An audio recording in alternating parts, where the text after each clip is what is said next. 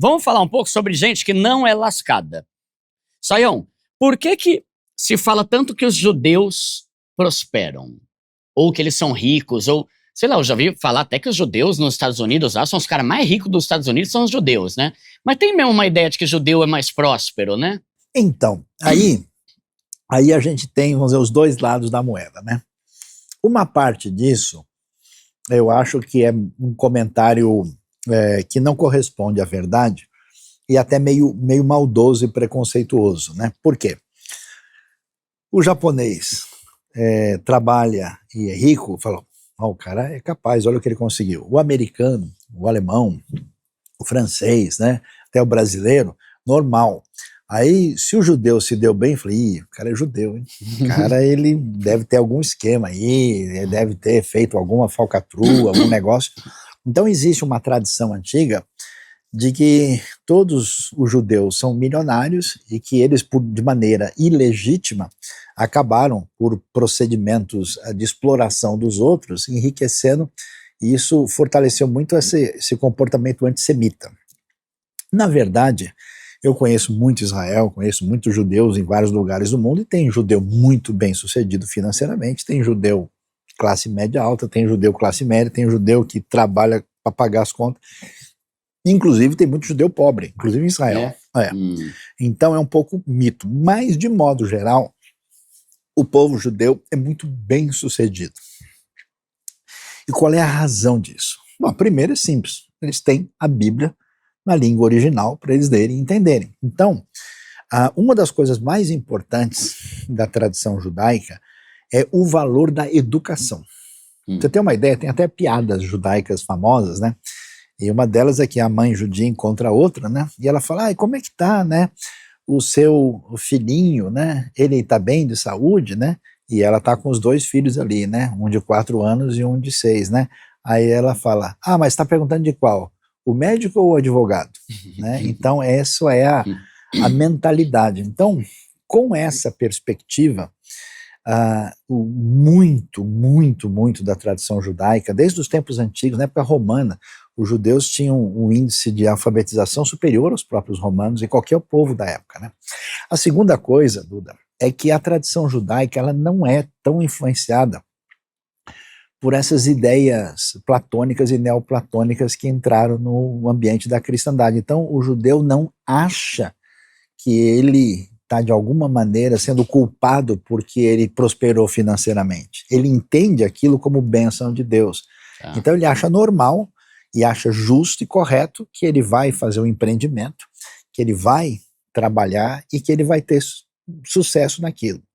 Um terceiro fator importante, que é muito legal, e eu acho que é a coisa mais interessante, eu mesmo agora, nesse momento de conflito, de guerra, eu tenho falado com amigos em Israel, né? Eu tenho gente muito amiga do lado árabe, do lado judeu, e sei que muitos de fato estão querendo paz, não querem saber dessa confusão toda que se definiu lá por conta do terrorismo, e aí eu vou tentando assim, devagarzinho, pisando em ovos para consolar o pessoal. Aí o pessoal fala, não, Sayão, esquenta a cabeça, vai passar logo.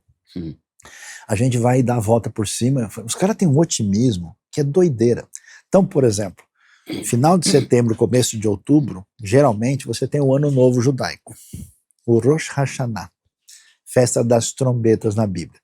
Aí os caras vão cantar, né, para receber esse Ano Novo, e eles vão cantar dizendo Bashanah Haba'ah Nesheve Al Mirpeset Ve Nisport Sipurim Nodedô. Amém, amém. Amém? Amém. Mas aí chega um pedacinho que ele diz assim, ó, Otire Kamatov Yehie Bashanah Haba'ah. Você ainda vai ver quanta coisa boa vai acontecer no ano que vai nascer. Quer dizer, em vez de cantar Nana Nenê que a cuca vem pegar, ou boi da cara preta, pega esse menino que tem medo de careta. Atirei o pau no gato. Não. O papo, a conversa é tipo assim, não há nada que seja desafiante a ponto da gente não ter esperança e capacidade de fazer a mudança. Então esse espírito otimista que não tem essa pegada desse fatalismo, pau que nasce todo, e é engraçado isso eles não terem, porque foi um povo que sofreu 2000 anos e mesmo assim não se prendeu no vitimismo. Não tem vitimismo, os caras não dão. E também, por exemplo, vamos falar a verdade aqui, abertamente, você pega um brazuca assim mesmo, né? Raiz. A raiz, tal, aqui, digamos, o Zé da Silva, tal, você chega para ele e fala, vamos fazer uma pesquisa aqui sobre microbiologia. Fala, mas se eu tivesse o recurso que os Estados Unidos têm, né? Se eu tivesse o laboratório que tem na Alemanha, se eu tivesse a tecnologia que tem o Japão, o judeu não quer nem saber nada disso. A cabeça dele é o seguinte, se tem alguém que fez, a gente também faz. Como? Eu não sei. E por isso, que aí é a última coisa que eu acho interessante, eu nunca vi nenhum povo na história que consiga se reinventar tão rapidamente. A maior parte dos judeus hoje em Israel tem o seu, vamos dizer, avô ou bisavô, e às vezes até o pai, em grande parte que fugiu, né, do Holocausto, fugiu de perseguição e vieram de outros países e vieram morar em Israel. O cara morava na Polônia. Na Polônia ele vendia chapéu e vendia casaco de pele de urso. Agora está morando no deserto. Agora ele está num lugar que faz 45 graus. Na Polônia fazia 30 negativo. Então, assim, a capacidade, né, esse empreendedorismo, essa condição de dizer, peraí, aqui, né, por isso que Israel se tornou o que eu chamo de Startup Nation, né? Você tem um valor extraordinário para criatividade. Isso, sabe de onde vem isso muito? Da leitura da Bíblia, daquela conversa, a tradição judaica diz assim, onde há dois judeus reunidos, há pelo menos 7 opiniões diferentes, né? O pessoal está sempre conversando, discutindo, trocando ideia, então a coisa é efervescente. E não assistindo Big Brother, né? Por exemplo. Então, é um negócio curioso, como o pessoal, de fato, né, a gente aqui canta, mas ele é que faz, levanta, sacode a poeira e dá a volta por cima, porque é curioso. Então, nesse sentido, uma grande parte dos judeus, de fato, tem tido facilidade em empreendedorismo, em criatividade e, consequentemente, em, vamos dizer, sucesso financeiro. Eu até escrevi um texto esses dias, né, muito interessante, sobre os judeus e o Natal. Você acredita que as luzinhas de Natal que a gente usa, que o pessoal põe, tudo quanto é enfeite, na verdade quem criou foi um judeu. É mesmo? Sim. Que nem gosta disso, provavelmente, das árvores. Albert Sadaka, um judeu nascido na Turquia, que migrou para os Estados Unidos, na época que o Thomas Alva Edison tinha acabado de fazer, e ele simplesmente decolou, né, fazendo um negócio que Pisca-pisca. fez exatamente o pisca-pisca, é de origem dele. Um cara que nem o Silvio Santos na história brasileira.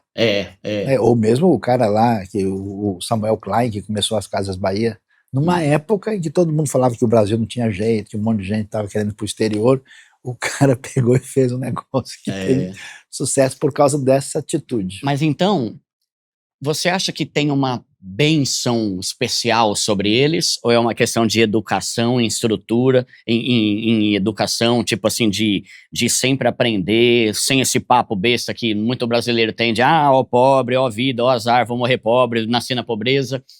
Mas tem uma certa coisa assim? Então, aí a gente entra num caminho meio complicado, porque a pergunta é o que é ter bênção de Deus sobre a nossa vida. O povo de Deus, a igreja de Deus, tem bênção sobre eles? Tem.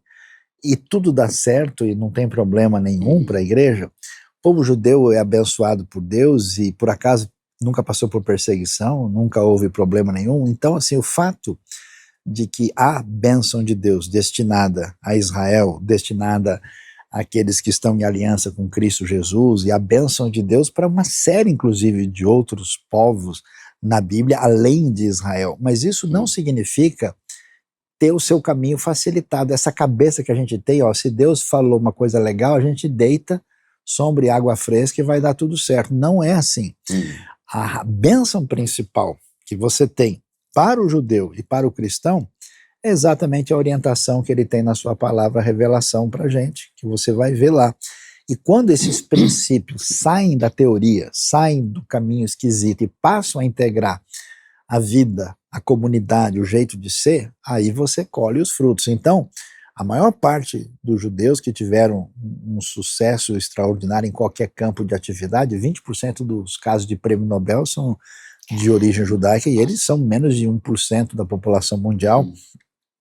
Isso está ligado ao estilo de vida decorrente da sabedoria cuja raiz está no pensamento bíblico. E eles levam a sério os princípios que estão lá, né? Não é Sim. tipo o cara nominal, né? Que gosta da Bíblia, mas nem lê e não sabe nada. Eu diria que é uma coisa um pouco diferente. É que, assim, existe uma cultura enraizada em um jeito bíblico de pensar.